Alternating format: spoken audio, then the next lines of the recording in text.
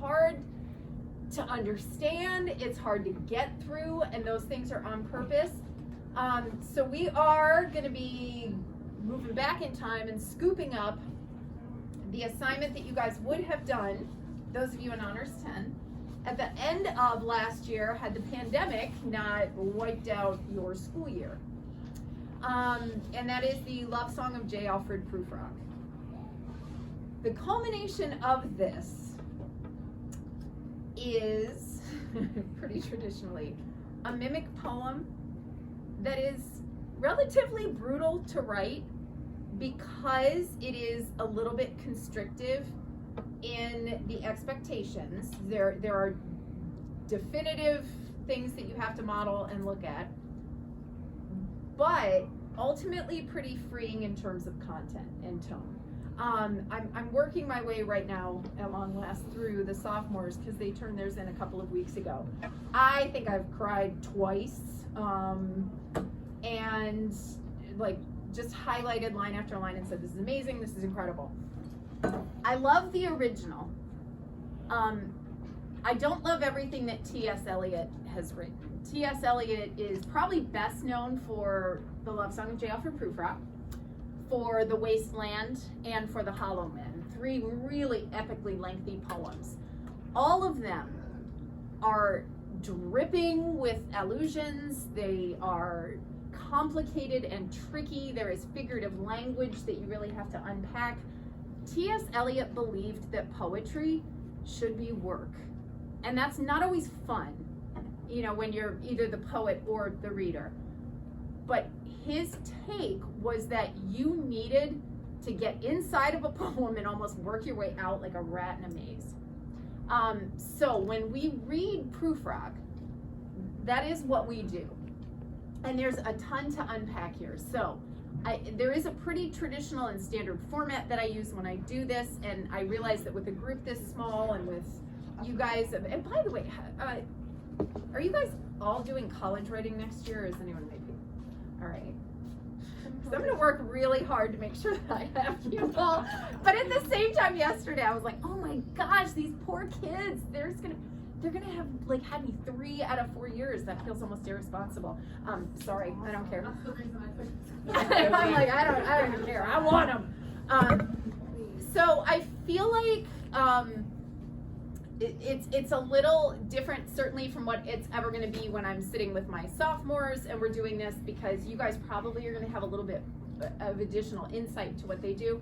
But we are going to read through the poem together once where you are listening, and then we are going to go back and unpack pretty much all of the different sections and lines, because that's where you'll get clarity.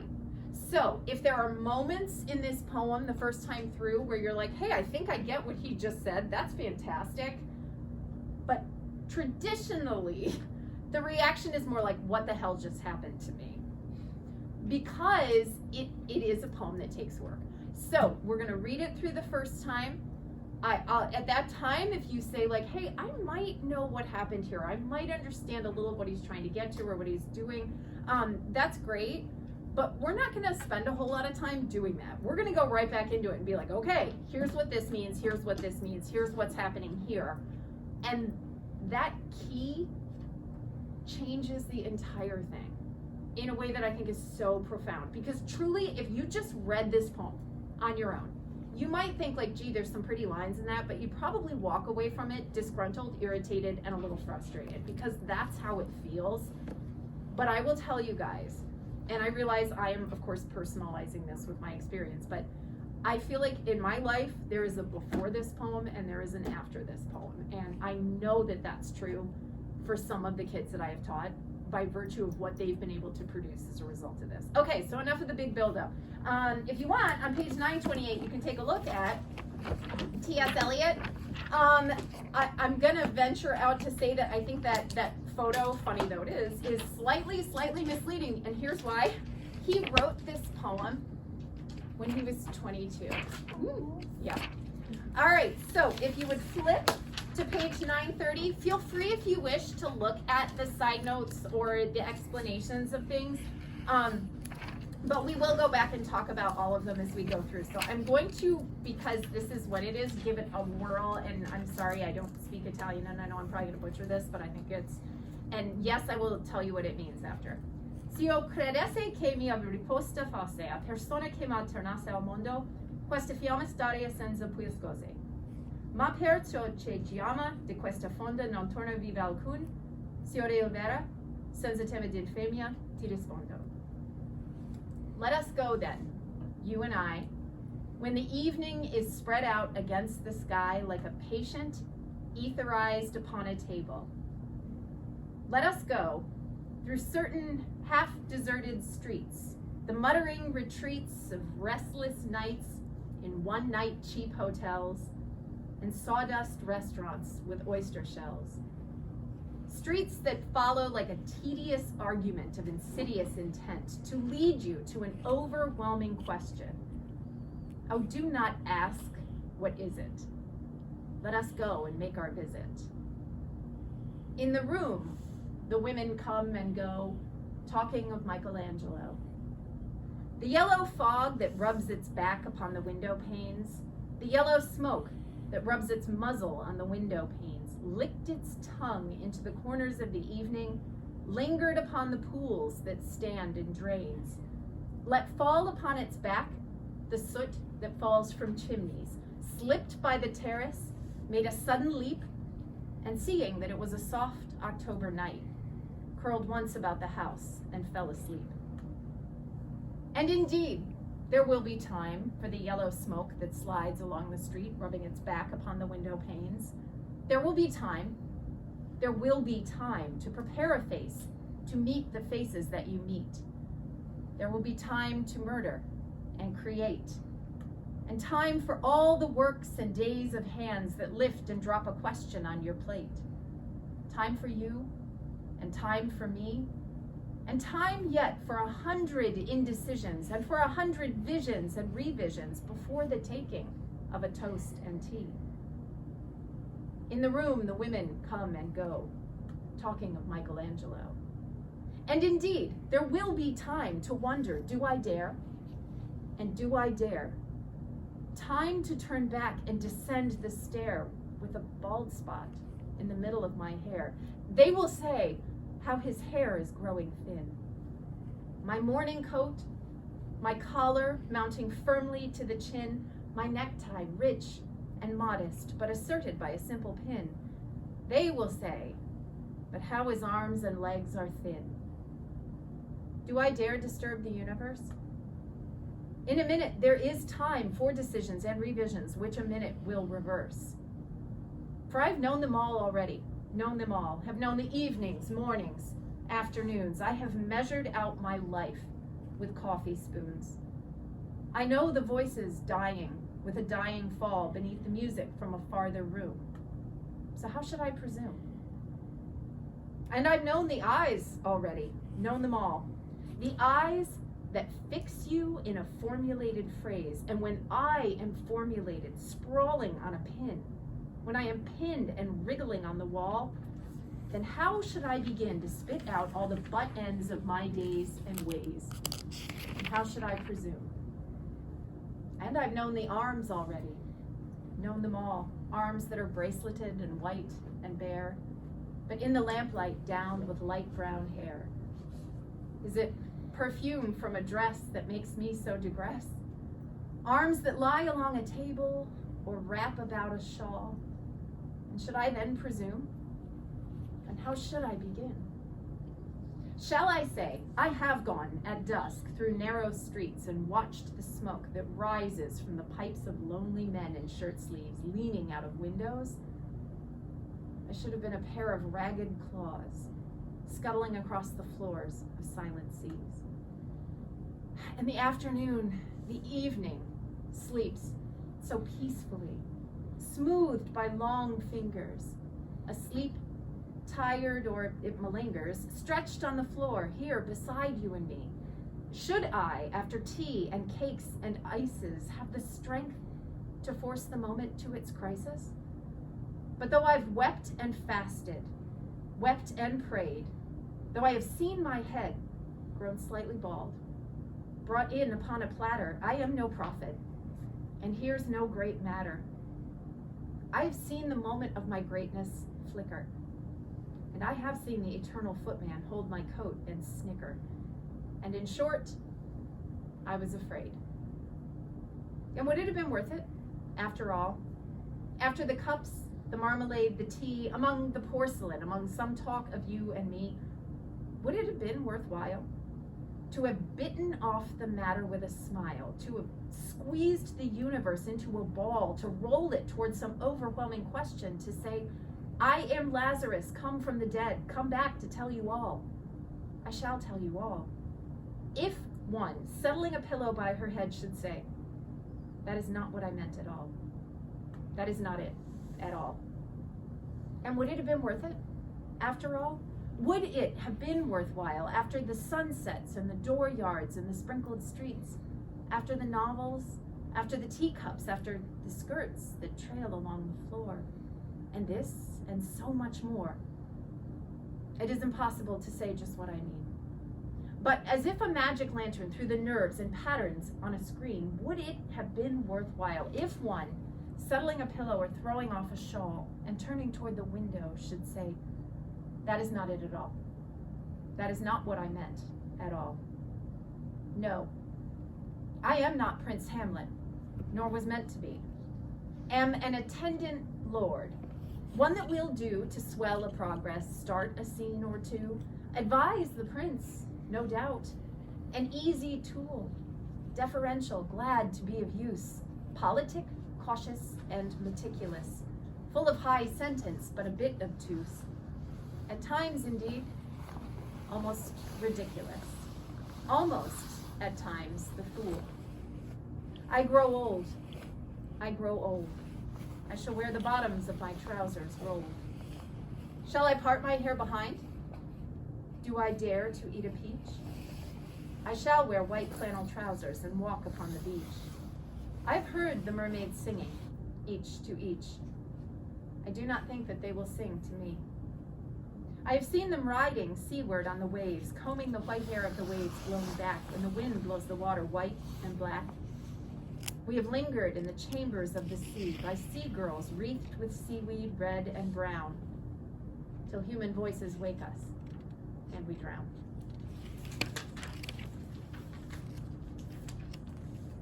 So, Paul, explain that to us, would you? Oh, I'm kidding.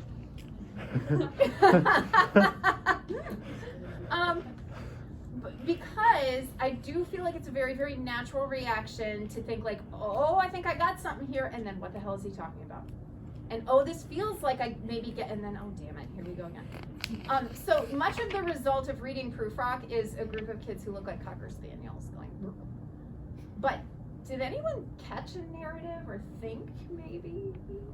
I believe that it was, and how should I presume, how should I begin, and should I then presume, it's, I am no prophet, and here's no great matter. I've seen the moment of my greatness flicker, blah, blah, blah.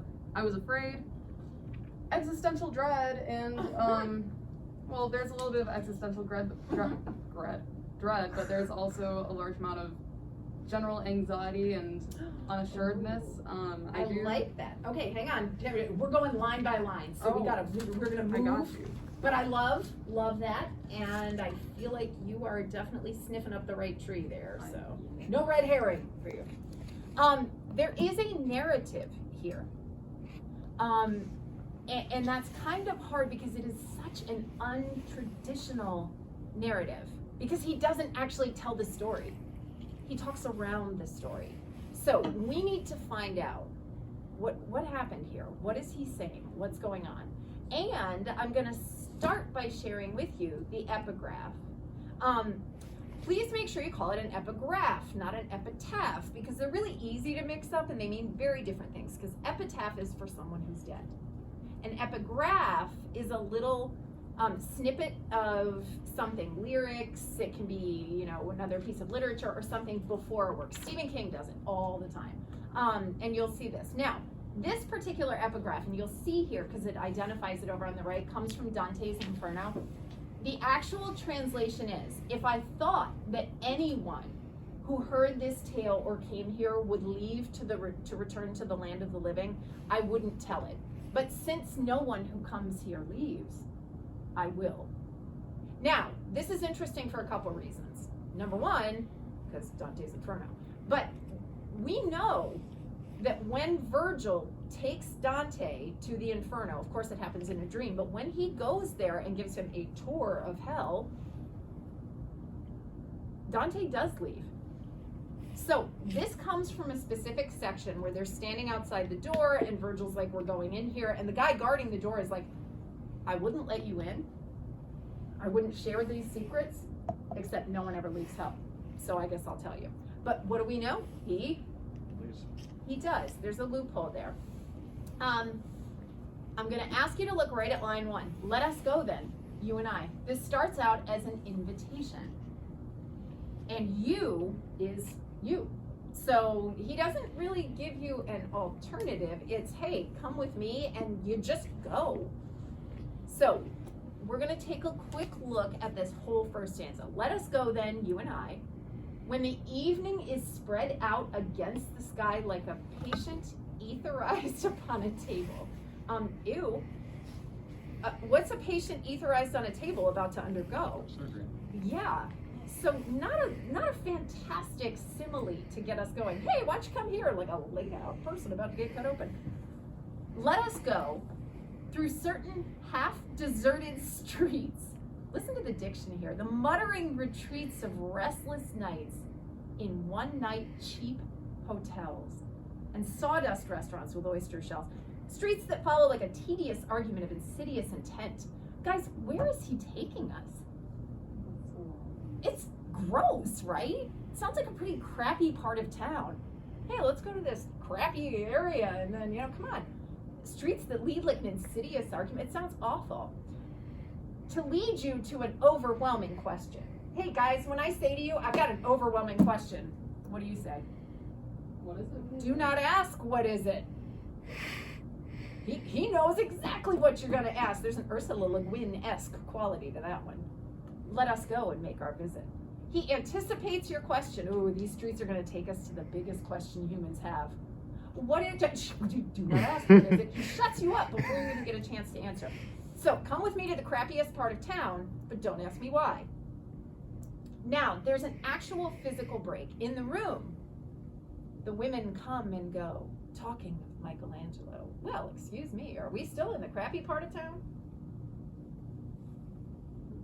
What kind of women talk about Michelangelo? Oh, fancy women, right? No, that's a bad word because that used to mean hookers. I don't mean that, but yeah, that did. A fancy lady was kind of a nice name for a hooker. But women who are knowledgeable about art and culture and perhaps would have been, oh, have you seen the Sistine Chapel? It's divine, darling, you really must go. So where this room is obviously somewhere else from where he initially took us, and that definitely is enhanced by that separation. Now, let's take a look at the next stanza. The yellow fog already makes you think of like cat pee, probably. or maybe that's just me. It rubs its back upon the window panes. There's like a lot of cat-like diction. Oh, by the way, I didn't even tell you guys this because T.S. Eliot is the guy who wrote Cats. He has a book called Old Possum's Book of Practical Cats. And they used that as the basis to make the Broadway musical Cats. So he's the guy who wrote like Jellicle Cats and Rum Tum Tugger and all. And it was like kind of a childish book of poems and definitely not my favorite work by him, but kind of hilarious given like the contrast. But anyway, this is a very Cats-esque sort of moment here. The yellow smoke that rubs its muzzle on the window panes, licked its tongue into the corners of the evening, lingered upon the pools that stand in drains, let fall upon. Okay, this whole stanza, where are we again?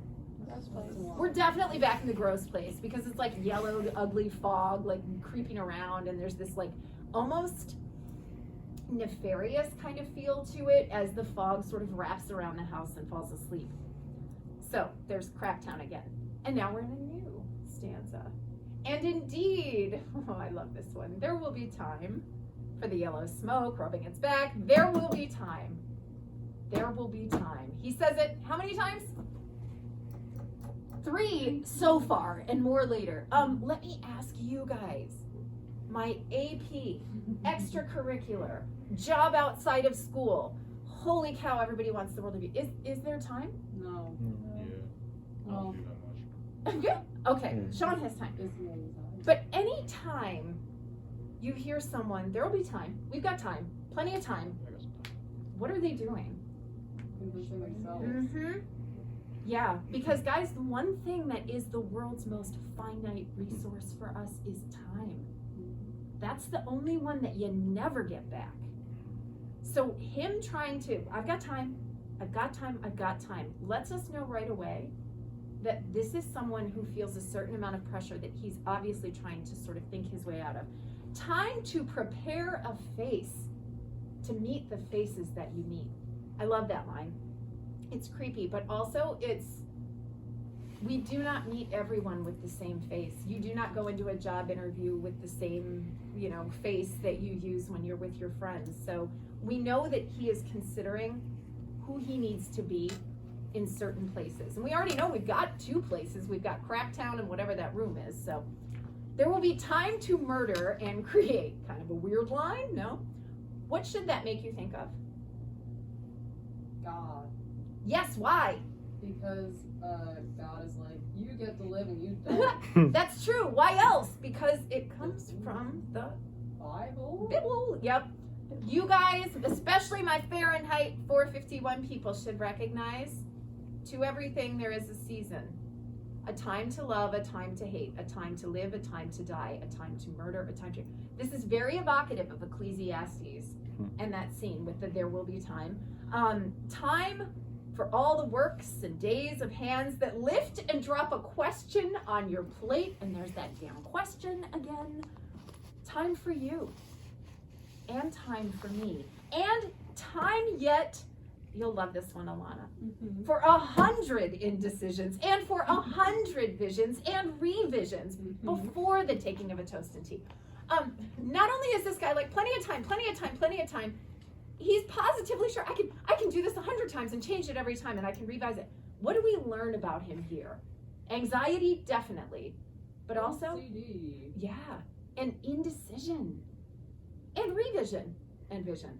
So we're learning a lot about this guy here, and then just when we start getting there, put the brakes on. In the room, the women come and go, talking of Michelangelo. So the reference again to over there.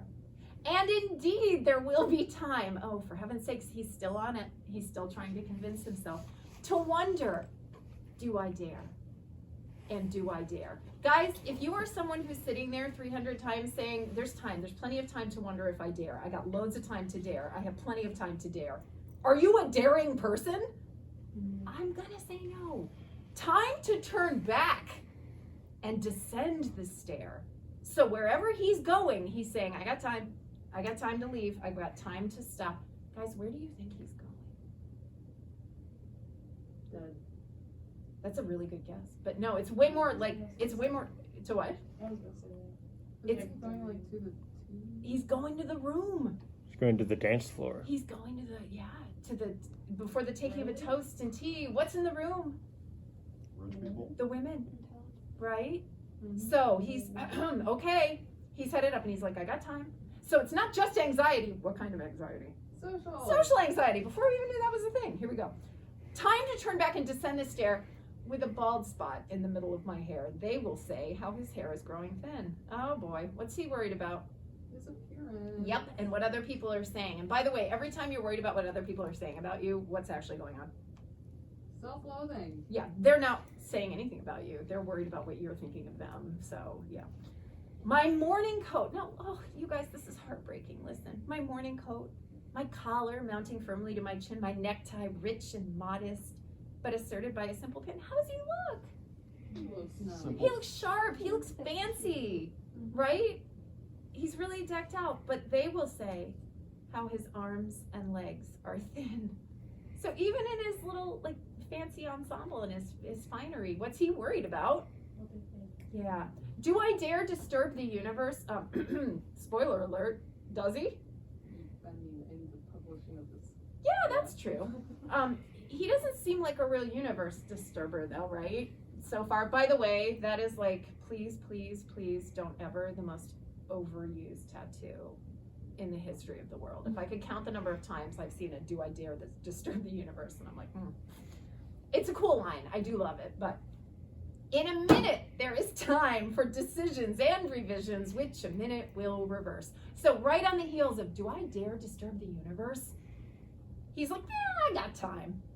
That's not a universe disturber kind of thing to say. For I've known them all already.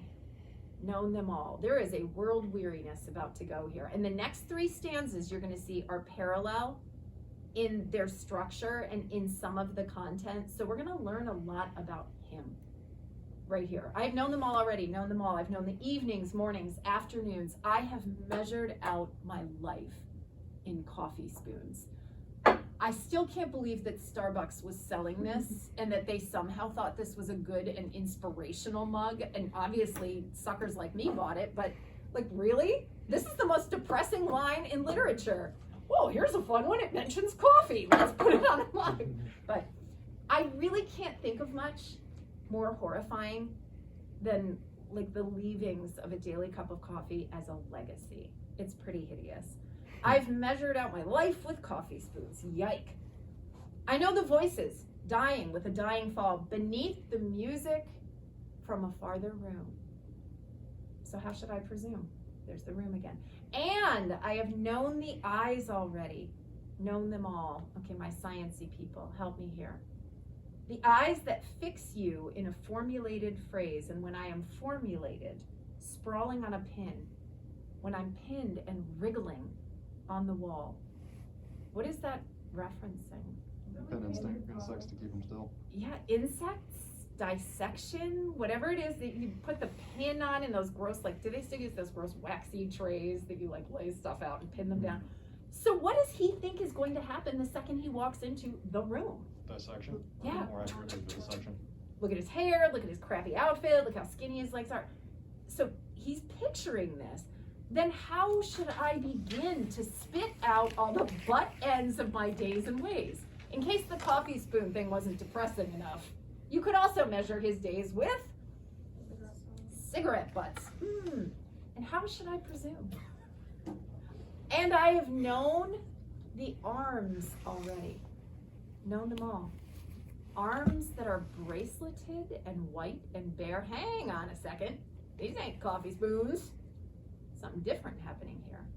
But in the lamplight, downed with light brown hair, is it perfume from a dress that makes me so digressed? Arms that lie along a table or wrap about a shawl. And should I then presume, and how should I begin? Guys, what's in the room? A woman. A woman whose arms he can describe with kind of freakishly stalkerish detail. So there is someone in that room. And part of this social anxiety absolutely could be that. Now, not only do we have a stanzaic separation, it's visual. He's got asterisks. So, see if you can figure out the shift here. Shall I say I have gone at dusk through narrow streets and watched the smoke that rises from the pipes of lonely men in shirt sleeves, leaning out of windows? Where are we again? The bad place. And he looks up and I've seen those guys, those lonely guys leaning out and smoking. What is that? That's like, if you're not going in the room, yeah, that's you. And then we have possibly the world's most depressing metaphor. I should have been a pair of ragged claws scuttling across the floors of silent seas. Should have been a bottom feeder. And then there wouldn't have been any problem, right? Real weird. Okay, here come the parts that break me wide open. The evening sleeps so peacefully, smoothed by long fingers, asleep tired or it malingers, stretched on the floor, here beside you and me. Guys, we're not you anymore. In the beginning of this poem, Let Us Go Then, You and I, that was an invitation, more of a demand, really an imperative. But this isn't us. Who is you here? The girl. He went. He's there. Should I, after tea and cakes and ices, have the strength to force the moment to its crisis? So what have they had? Tea. He went. They've had tea. What is he going to do that could force this moment into a crisis? What's he thinking of? Telling her, asking her, saying, this is how I feel. Do you? Where are we here? So now, can we understand the crippling social anxiety that comes along with that? Mm-hmm. Absolutely. I mean, oh my gosh, yes. And he really has some beautiful ways to sum that up. But though I have wept and fasted, wept and prayed, though I've seen my head grown slightly bald, brought in upon a platter, I'm no prophet, and here's no great matter. Uh-oh, whose head was brought in on a platter? John the Baptist. And we know the reason that happened was the sexy girl danced for Herod and said, bring me his head on a platter. Women are destructive. Women are scary. They're really not, boys. But they were. So he's scared. There's power in rejection, and that really is holding him back. I've seen the moment of my greatness flicker, and I have seen the eternal footman hold my coat and snicker. If there's a thesis in this poem, guys, this is it. And in short, I was afraid. Did he do it? Mm-mm. No. He tells us right there he didn't. He was afraid. By the way, I try to forget too that he wrote this when he was 22, because it's, first of all, so freaking like mature and unbelievable. But I've seen the eternal footman hold my coat and snicker. Oh my gosh, what a creepy, unbelievably amazing way to describe I have seen death. Now, we know he didn't do it. He didn't say it outright, right? He just kind of confessed, yeah, well, I was afraid. And now we get into the series of stanzas that say, and would it have been worth it? What do we call that? My psych person. Say again. Regret? Yeah, regret. And would it have been worth it, after all? I didn't really want that anyway. Bargaining. Denial, bargaining, justification, all of those things that we use to try to smooth out the edges of the regret that we feel when we didn't do something. So let's take a look at this. Would it have been worth it? After all, after the cups, the marmalade, the tea, among the porcelain, among some talk of you and me, would it have been worthwhile to have bitten off the matter with a smile, to have squeezed the universe into a ball, to roll it towards some overwhelming question? So guys, there it is. We got the question. Again, he doesn't state it directly, but when he's sitting there with her and he thinks, I'm gonna roll my world into a ball and give it to you, what's the question? Is it safe to trust this person? Yes. Can I trust you? Do you love me? Will you marry me? We don't know, but we know that whole universe could go to her, and he says, I'm Lazarus, come from the dead, come back to tell you, I shall tell you all. If one settling a pillow by her head should say, oh, that is not what I meant at all. That's not it at all. What's he scared of? Friend zone, right? That's not what I meant, buddy. So our first inclination might be that he only knows this woman slightly socially, right? And that maybe he's nervous because he doesn't know how she feels. Well, so let's take a look at the next stanza. And would it have been worth it after all? Would it have been worthwhile after the sun sets and the dooryards and the sprinkled streets, after the novels, after the teacups, after the skirts that trail along the floor? Is she a passing acquaintance? No. What have they done together? Yeah. They've read novels, guys. Come on. I mean, no matter what else, you're like, well, they've had tea, they've walked, they've seen a sunset, they've read books. That's a commitment. This is someone who obviously has spent a lot of time with him. What do you think this poor girl is sitting there thinking? Yes, come on, dude. I've sent all the signals. And this and so much more. It's impossible to say just what I want, which I think we've realized by now. But As if a magic lantern threw the nerves and patterns on a screen, would it have been worthwhile? If one, settling a pillow or throwing off a shawl and turning toward the window, should say, that's not it at all. That is not what I meant at all. No, I'm not Prince Hamlet, nor was meant to be. Okay, there is so much irony in this line, it is dripping. And fortunately, you guys are versant with Hamlet. So, what is Hamlet's hamartia, or tragic flaw? He doesn't take action. He is indecisive and slow. So when this guy says, no, I'm not Prince Hamlet, I'm just a secondary character, the irony, of course, is that he's Hamlet. And finish this line where it says, I'm not Prince Hamlet, nor was meant to be. That's one way to read it. The other way to read it is to consider Hamlet's most famous lines, to be or not to be. So here when he says, I'm not Prince Hamlet, nor was meant to be, how could you read that? You were never meant to be alive at all. I was never meant to even live. I'm an attendant lord, one that'll do to swell a progress, start a scene or two, advise the prince, no doubt. So this entire stanza is dedicated to his insecurity and his inferiority complex. I'm not a main character. I'm not meant to be a main character. I'm this guy. I am almost at times the fool. Now notice that fool is capitalized because there are lots and lots of literary references to jesters and fools who are central characters, but usually comic ones. And sort of leading off of that, we get the next couple lines. I swear I did not wear these jeans today for this reason. I grow old, I shall wear the bottom of my trousers rolled. So apparently this is what we do when we get old. How much time do you think has passed between that moment and now? Wow. I think that when that happened, he was a young man. His hair was growing thin, so perhaps not as young as he once was, but he wasn't old, and now he is. And obviously he is still going back to this is such a gross image, but scab in his life, and just constantly picking it off. Shall I part my hair behind? No. What is he considering doing? The comb over. Oh my gosh.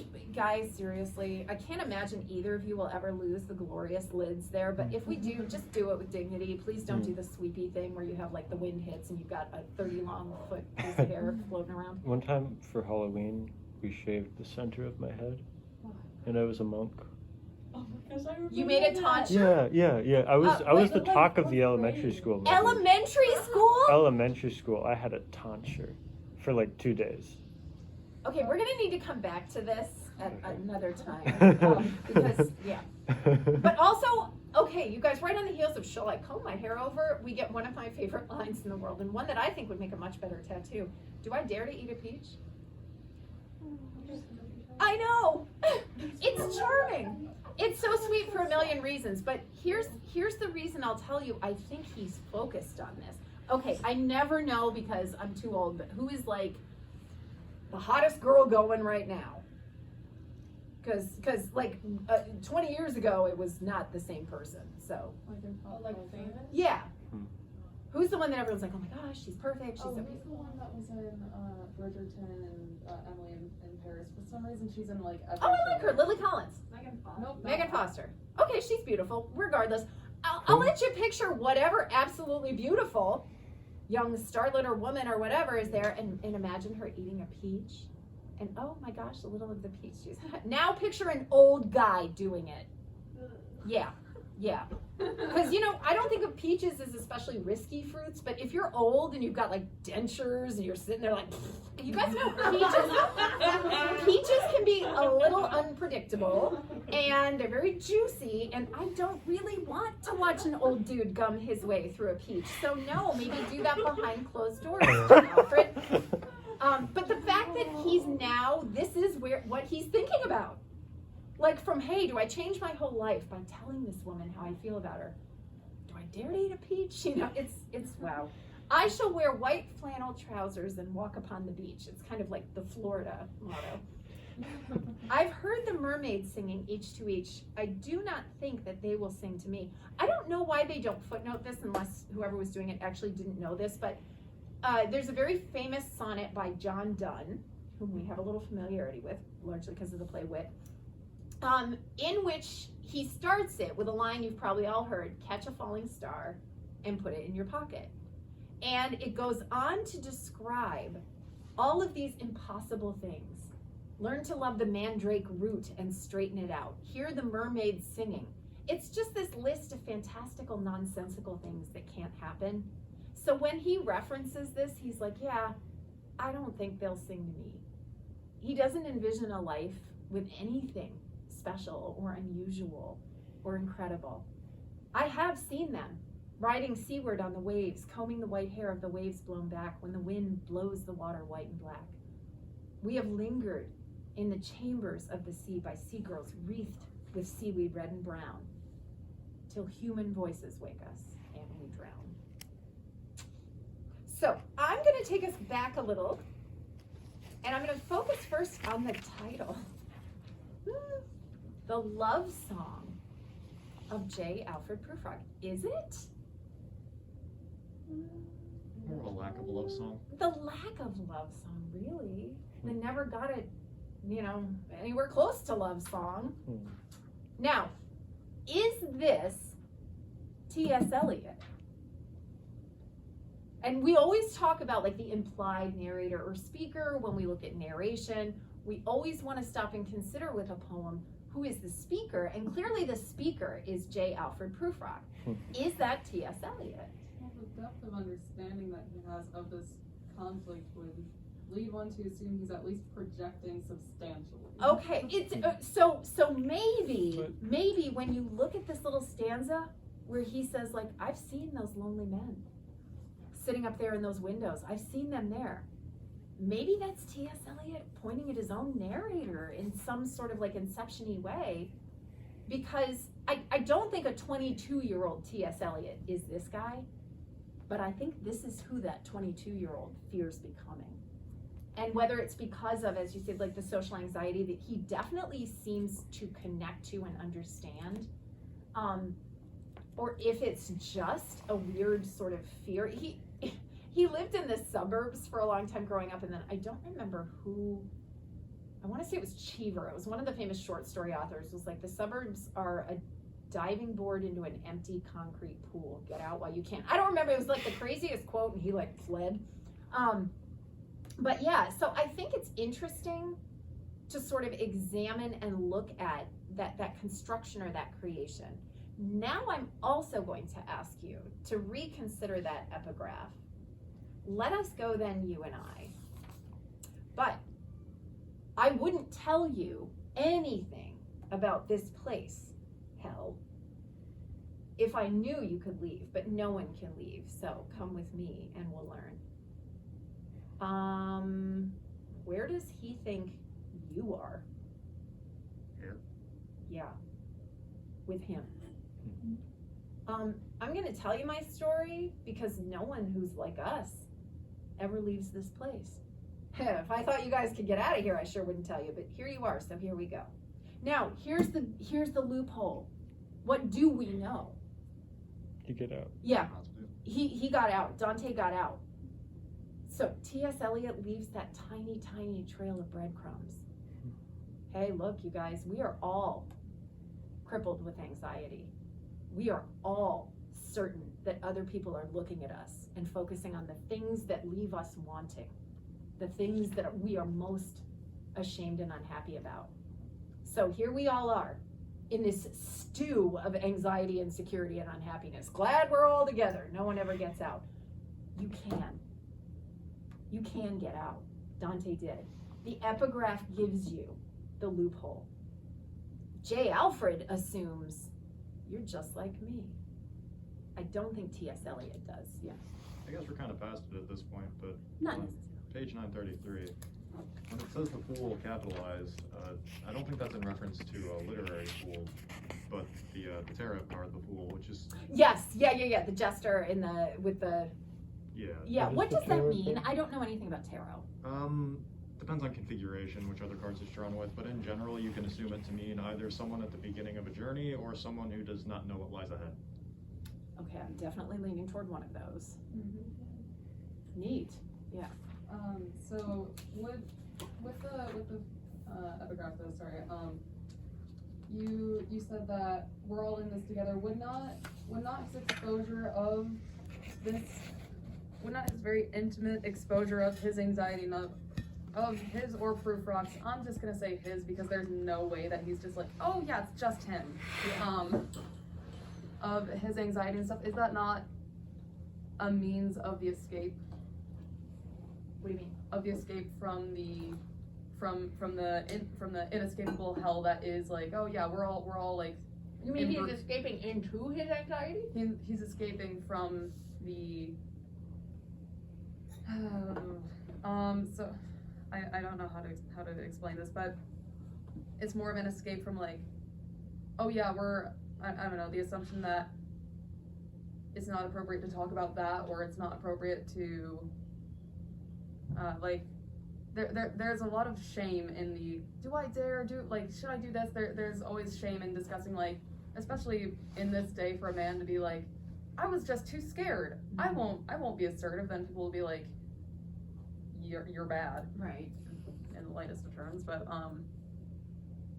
is not him exposing that and publishing this providing an escape for him and for readers to recognize, oh yeah, we're all embroiled in this anxiety. So well, because the one thing I will say is I do think I've always been fascinated with J. Alfred Prufrock. Because I can't really suss out any real meaning in it, but I'm fascinated by the J because he is T.S. Eliot, and intentionally selecting an initial seems to make a link as an implied narrator or speaker. But I think that T.S. Eliot publishing, putting this out here and doing this and saying we're all in this together, but then getting out, is an escape for him. I think J. Alfred's stuck there. I think J. Alfred plays the part of the guy who's in hell, and T.S. Eliot actually is more like the Dante character, but or Virgil leading us. But yeah, so I mean, we can get out, but he's also sort of pointing out where we are. So it really, and the way that, okay, so you guys can imagine for a moment that this is a difficult poem to mimic. And I don't think it's difficult to actually like write the lines. I think that when you've got like, okay, this line should but doesn't have to rhyme with this line, but you need four lines in this stanza, you need a space here, you need this. It's a very directed mimic. The hardest part is zeroing in on sort of, which for him, that critical moment. Because what I always tell kids is there are two atmospheres in this poem. There's where he is, and there's where he could have been. And everything in this poem, let us go then to here, but oh, there's the place I could have been. Let us go back to that moment where I could have been. And then eventually when we end up, we're still not there. So when you write or look at this or reflect, what you're really considering is, where is there a duality in your life? And it doesn't have to be one decision. And also, oh my gosh, every year kids are just like, well, I don't know if I have a tragedy big enough. And I'm like, I get that. But it doesn't have to be negative. The atmospheres can be reversed, because I have had kids write about coming out of things that were bad or damaging. I have written about people who said, this is the way that my life should have gone, this is what people around me expect from me, this is what I see as my life. So when I first gave this assignment, because I was the first person who did it, I try where I can to write with, especially when I first give an assignment. So I said, okay, we'll do this and I will write this with you. And the first one that I wrote was about my father dying.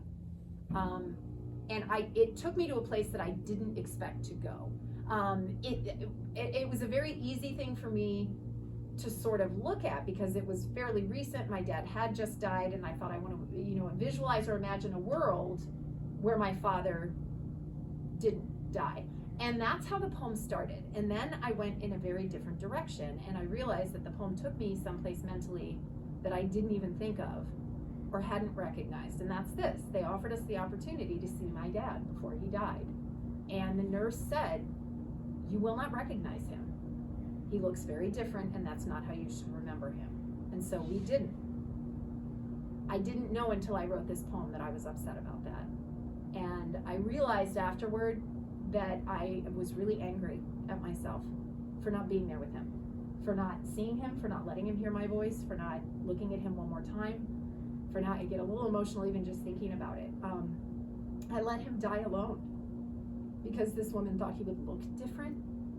My love for my dad had nothing to do with the way he looked. So I feel like it was probably a good thing for my mom, and that would have upset her, but I feel like it was a cowardly emotional decision on my part that I didn't process at the time. And I'm not angry at myself about it, but a lot of that came out in this poem because there was a room where my father was dying and I didn't go into it, and I should have.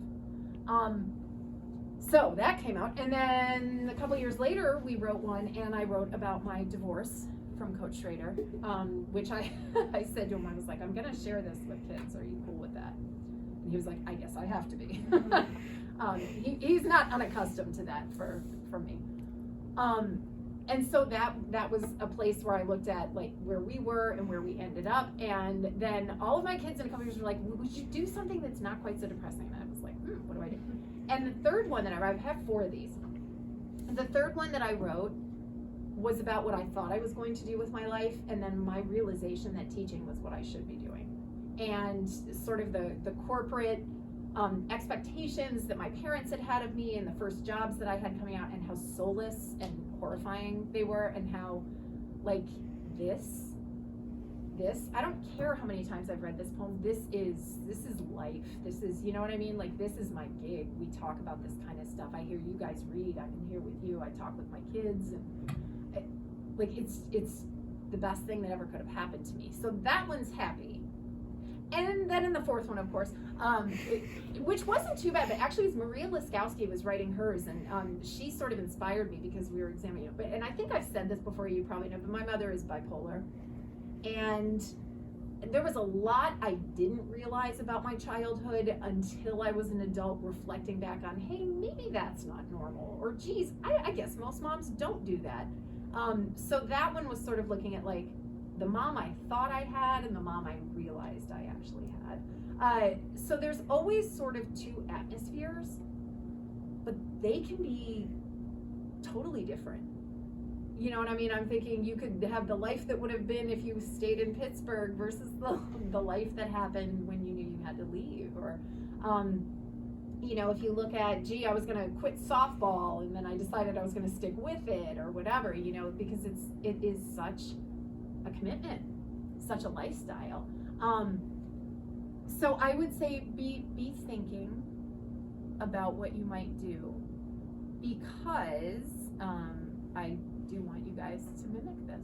I want you to have that slightly sometimes painful experience. We'll liken it to childbirth, shall we? And the joy afterward of, well, because there is not a single assignment that I've ever had so many kids come back and say was transformative or changed them or actually made them be as reflective and insightful as I think you all have the capability of being, and so many people just assume you won't or can't.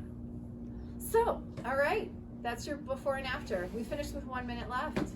Are we doing like all of the... Oh, you're doing everything. Now, I will say I have a really super user-friendly assignment sheet that's like this line to this line is this. I'm not super fussy about the rhyming. When I write a mimic, it is exactly the same. It is the same number of syllables, it's the same rhyme scheme, but I also know that that's like ridiculous and difficult, so I give it a lot more flexibility. But yeah. And I really think we're gonna devote an enormous amount of class time to just letting you guys play with this and write it in class and work on it and workshop and farm it out for